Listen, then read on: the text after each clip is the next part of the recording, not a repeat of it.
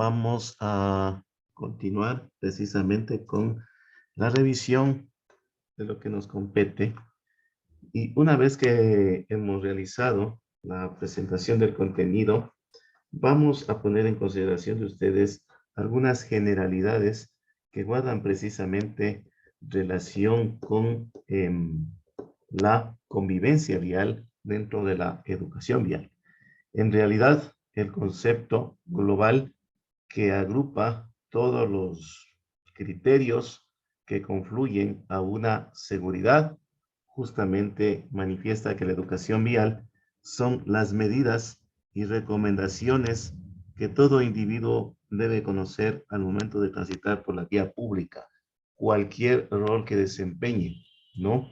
Como conductor, como peatón, como pasajero, como ciclista, como motociclista. Como les he dicho, la educación vial está en un ejercicio diario en el momento que nosotros hacemos uso precisamente de la vía pública. En este caso, partiendo de la naturaleza de que somos seres sociales, en este caso hay que manifestar que también la convivencia vial invita a poner en práctica los aspectos de la ética para una convivencia saludable en lo que es el tránsito, y todos estos aspectos justamente apuntan, buscan, propenden al cuidado de la propia vida y de los demás, y por supuesto, claro está, en la toma de decisiones desde nuestro rol de usuarios de la vía, decisiones aceptadas dentro de lo que es el fomento de la cultura vial. En el marco justamente, como les digo, de la prevención en la salud, en primer lugar, procurando que no se presenten siniestros.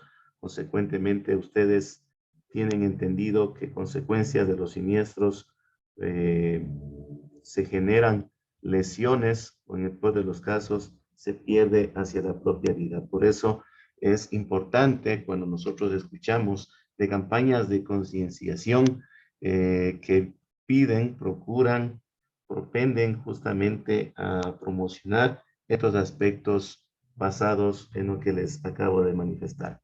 Dentro de ellos nosotros tenemos que, para alcanzar una convivencia vial adecuada, encontramos ciertos elementos, ¿no? Entre ellos tenemos los valores.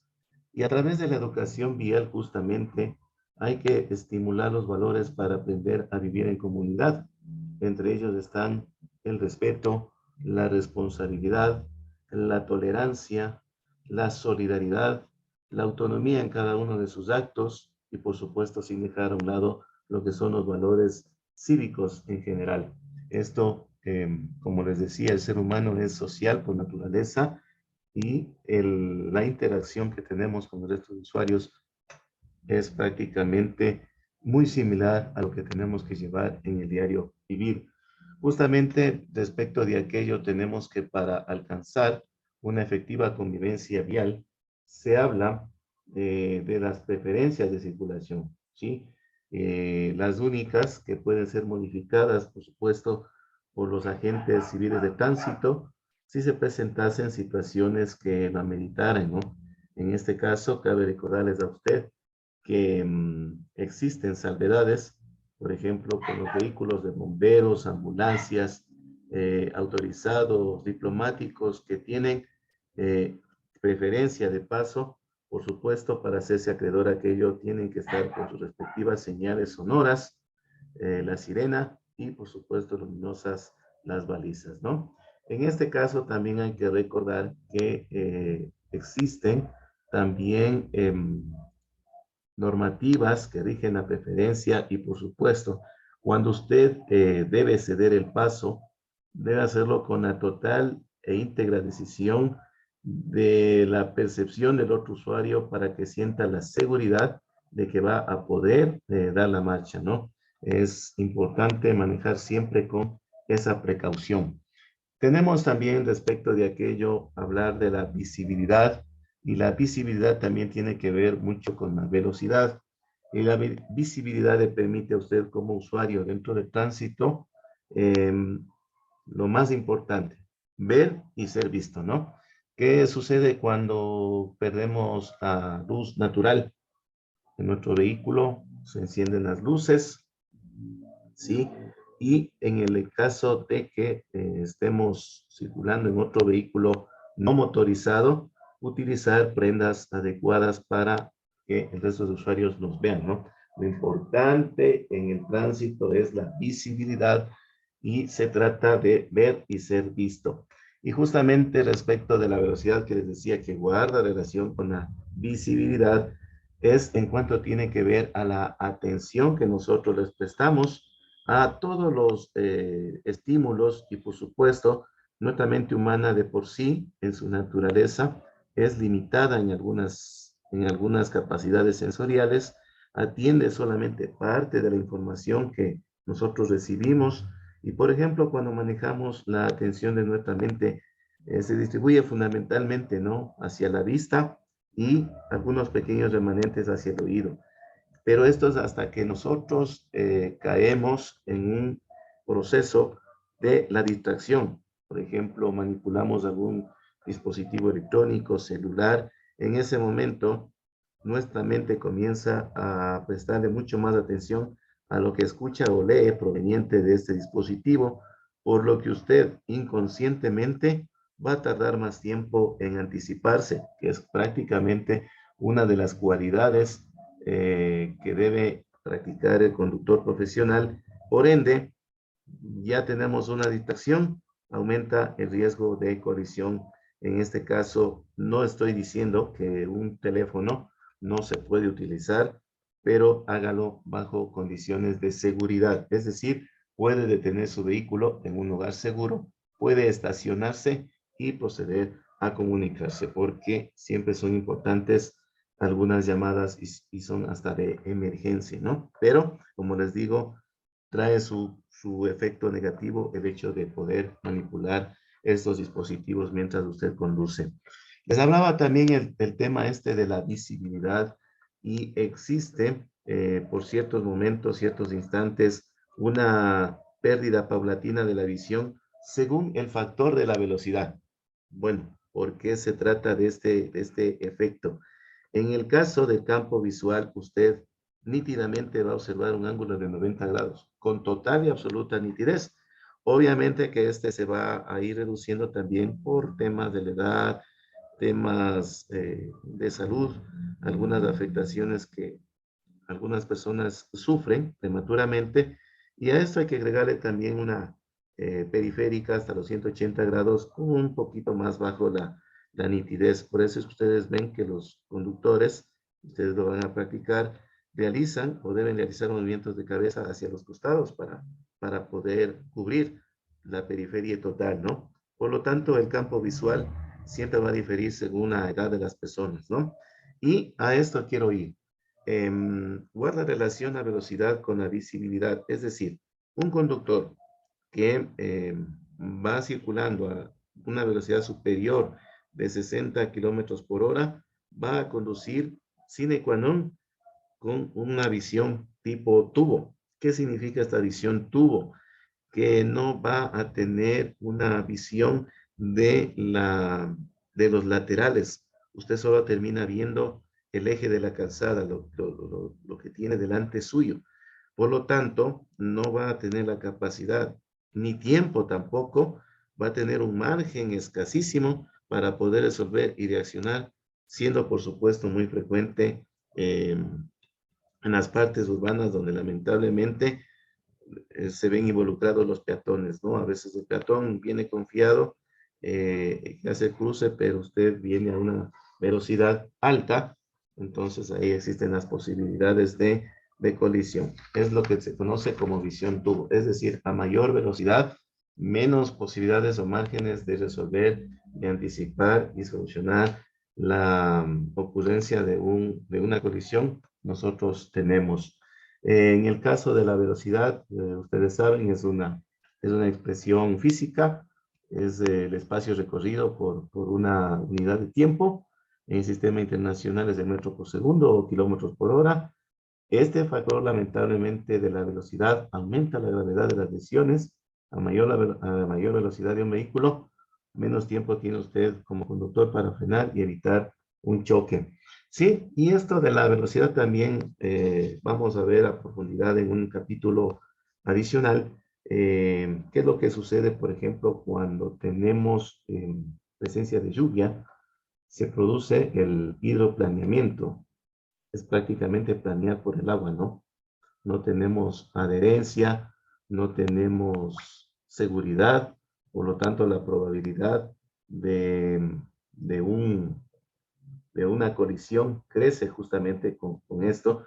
Y adicionalmente también de que como conductores profesionales debemos tener cuidado en también revisar lo que es la presión de los neumáticos, ¿no? Por lo tanto, ¿por qué traigo a colación esta situación? Porque la distancia de detención, que es la suma de lo que se conoce como una distancia de reacción, más la distancia de frenado, justamente se hace más larga cuando, por ejemplo, usted circula a una alta velocidad, las condiciones meteorológicas son adversas, el tipo de calzada, el estado deficiente de los frenos, la adherencia de los neumáticos y por supuesto esto es importante tener siempre en consideración. Aparte de ello, tenemos que mencionar también a lo que son los factores o elementos o dispositivos de seguridad activa y seguridad pasiva equipados en el vehículo. Y en el caso de la seguridad activa, tenemos que considerar que son aquellos dispositivos que buscan reducir la ocurrencia de un siniestro. Por ejemplo, el sistema de frenos, el sistema de luces, que es fundamental que usted realice un chequeo periódico de los mismos, ¿no? Es importante y fundamental que estén en un perfecto estado de funcionamiento. ¿Por qué? Porque justamente hablando de los neumáticos, estos están en contacto directo con el pavimento, con el asfalto, con la calzada, y este tiene que ser cuidadosamente, por decirlo menos, en base al cumplimiento de las normas de seguridad. No debe tener zonas sin dibujo o carecer de profundidad adecuada. Eso en cuanto tiene que ver a la seguridad activa. Seguridad pasiva, en cambio, hablando de la seguridad pasiva, estos dispositivos ya funcionan el momento que fue inevitable el siniestro o el choque o el impacto, ¿no? Estos ya entran en funcionamiento, como les digo, buscan reducir las consecuencias una vez que se ha producido el siniestro, por ejemplo, el cinturón de seguridad, en algunos vehículos también con padres de familia que tienen hijos menores a 12 años, el sistema de retención infantil, el apoyo a cabezas del asiento y la bolsa de aire o conocido también como airbag en el caso del conductor de vehículo.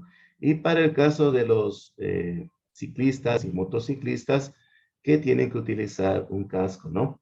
Esos son los elementos de seguridad pasiva. En el caso del cinturón de seguridad, si bien es cierto, hay ciertas normativas, por ejemplo, este tiene que ser de 3 puntos, tiene que ser retráctil, tiene que ajustar al cuerpo, ¿sí? Tiene que estar debidamente revisado, es de uso obligatorio, todo vehículo lo tiene, ¿sí? En el caso del sistema de retención infantil, como les dije, salvo que en casa tengan niños menores de 12 años, estos justamente se acoplan debido a los sistemas de retención asegurados al vehículo a través de los anclajes correspondientes que vienen equipados. El apoyo a cabezas del asiento es importante la regulación, ¿no? Es un punto de apoyo para nuestra cabeza y esta tiene que estar ajustada a la altura de los ojos y el centro de apoyo debe quedar a la altura del centro de la nuca del ocupante, de todos los ocupantes, ¿no? Conductor, copiloto, pasajeros, todos debemos tener la precaución. ¿Y por qué se habla del tema del apoyo a cabezas del asiento? Porque su finalidad es justamente evitar que se dé el efecto látigo, por el cual, explicando a breve modo, es a través, en cuestiones de segundos, la cabeza es sacudida violentamente y regresa a su posición habitual, ¿no? Se sacude y regresa violentamente. Pueden haber daños a nivel de la cervix, e incluso se ha visto casos y se ha documentado también inclusive la muerte de los ocupantes por no acomodar debidamente o regular el apoyo justamente en el apoyacabezas del asiento. Y finalmente, el caso de la bolsa de aire o airbag, en su nombre en inglés, hay que tener mucho cuidado. El airbag no va a sustituir al cinturón de seguridad, más bien es un complemento que aumenta la eficiencia, la eficacia, la efectividad hasta en un 40% del cinturón de seguridad. ¿Qué es lo que sucede con la bolsa de aire cuando se activa? Si usted está debidamente colocado el cinturón de seguridad, debidamente arreglado el apoyacabezas del asiento, en ese momento el objetivo se va a cumplir de la bolsa de aire. Va a retener el movimiento de los cuerpos, va a evitar que el ocupante se impacte con alguna parte del vehículo y por supuesto va a evitar lesiones en la cabeza, en el cuello y en el tórax. Entonces, estos aspectos son muy importantes que nosotros los tengamos en cuenta para la práctica en el momento que estamos en el tránsito.